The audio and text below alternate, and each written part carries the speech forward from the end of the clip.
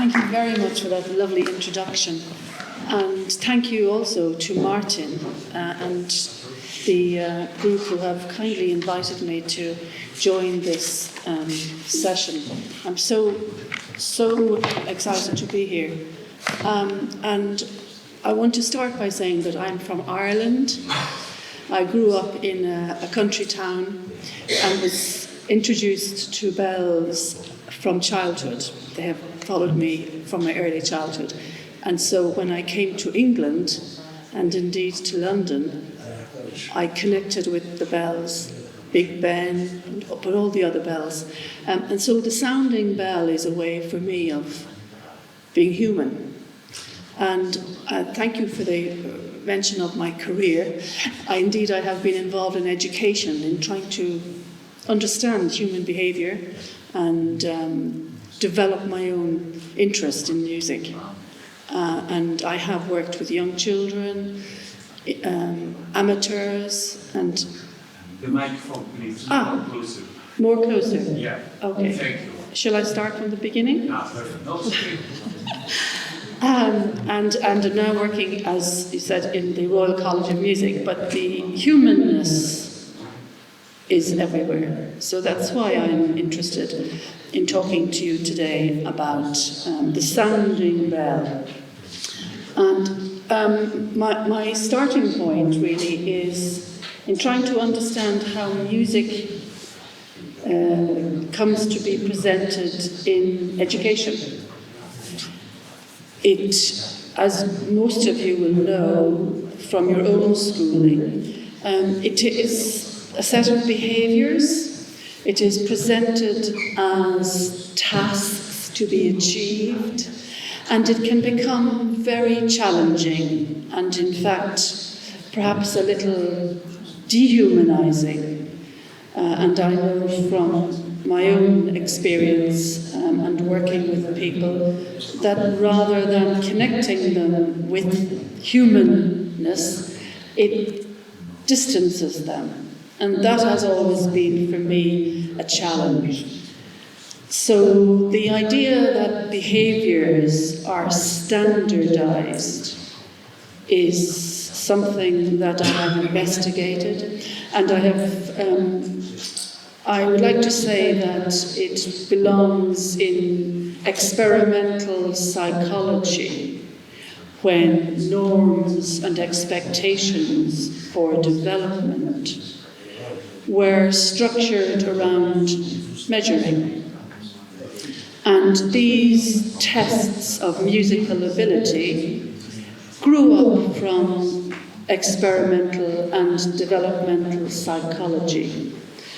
And somehow music became synonymous with testing and being right or wrong. And that troubles me because it becomes exclusive when, as I mentioned at the beginning, music is part of being human. And so my point, and in my writings I talk about the fact that musicality must not exist in a vacuum, but is shaped by being in the world, by being in the environment, and being in community. And so I'm very keen to explore this concept of being musical and moving away from psychology and towards sociology and indeed philosophy, and to consider music education as a sense of belonging. So being, becoming, and belonging are central to my notion of music education. So what we need in music education, in my view, is a learning ecology that reimagines the relationship between the teacher as expert and the learner as novice, which are set up as artificial constructs. So I'm interested in defining learning as a way of engaging and building community. And I'm sure you already have become familiar with the concept of new materialism. I know from speaking with Martin that that's something that's central to your thinking. And so new materialism, post-human perspective, I think offers us a way in music education of just reimagining this the topic or the knowledge base on which music education is built. And so this is what brings me to the concept of bells and bell ringing, and in particular the sounding bell. So for me, the sounding bell as a concept decenters the human and makes them connect with themselves and the world in relation to sounds around them. And I would like very much to explore with this group how we might build a construct of music that gets away from the rhythm, tempo, and other measurable objects, and just talks about connecting with the world. I think that's very exciting. And already we can see some experiments in music, in musicians, who try to look at the putting the sound in the centre of the musical experience. So I'd quite like to look at that. But it is, I understand, also a big imaginary leap from what is happening today and what is being discussed or being shaped as the discourse around music education.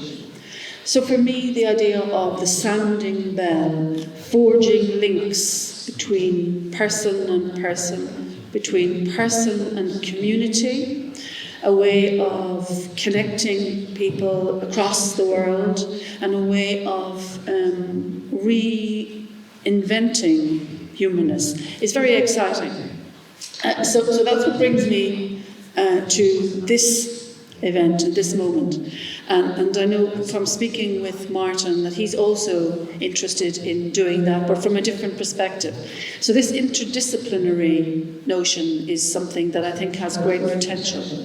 And so I'm very interested in exploring possibilities for research with people in this room or with networks.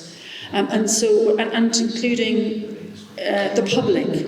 So public engagement research, themed around 4 main issues that I've included in the abstract. And I'd like to just name them now. The first is a playful engagement with sound and silence, where we present the bell as a symbol of being human in the world. So certainly it's an artifact, but it's also a connection or a link with our humanness. Secondly, I'd like to have explore responding to creative artists from a range of traditions and styles, whose outputs feature bells which evoke memories or convey images of lived experience. Martin mentioned some, there are many others, and more to be imagined. So that for me would be really interesting for creating a future of sounds and sound world that doesn't yet exist. Thirdly, I would like very much to become involved with research and with researchers who are doing listening walks organised around, for example, in England, perhaps the bells of London. You mentioned also in the rural villages, you've already done lots on that, but just to create soundscapes and multimedia responses for dissemination. And fourthly, I would like very much to explore perhaps what we would call knowledge exchange workshops. So collaborative music making workshops and celebratory happenings, initiated from sound recordings and multimodal responses to the sonic experience. So I can see that there's quite a lot there to explore. So my understanding, my response to the concept of bells, heritage and music education is certainly about preserving the sounds that exist, preserving the tangible heritage that bells present, but also looking at the intangible. Because for me, educationally, that has so much potential.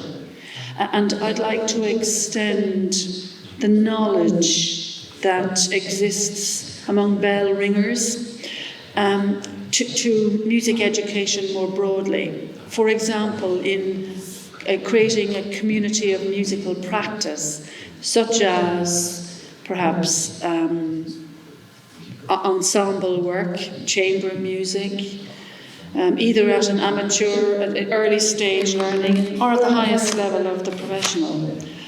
What can we learn about being human together in the world through and with sound from bell ringers? How do bell ringers communicate?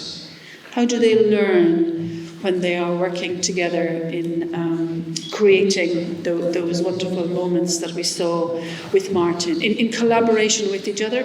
Perhaps that's really what I'm talking about, the collaborative nature of making it happen using sounds, because it doesn't enter into the discourse in music education, and I think that we have lots to learn from this particular form of music activity.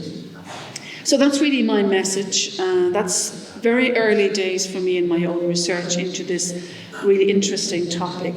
The interdisciplinarity of it is of real interest to me. And so I can see how music and music education as a field of study has its roots in musicology, certainly, but also in, as I've said, psychology, mainly experimental, developmental psychology. And I just feel that anthropology, human geography, heritage education has so much that it can offer. So I would really like to engage in discussion with you, either now, formally, or later during the next couple of days, to see, is there any potential in these ideas? Because I certainly feel that it is a way of not just preserving the past, but reimagining the past and creating a new discourse for future music education, both formally and informally.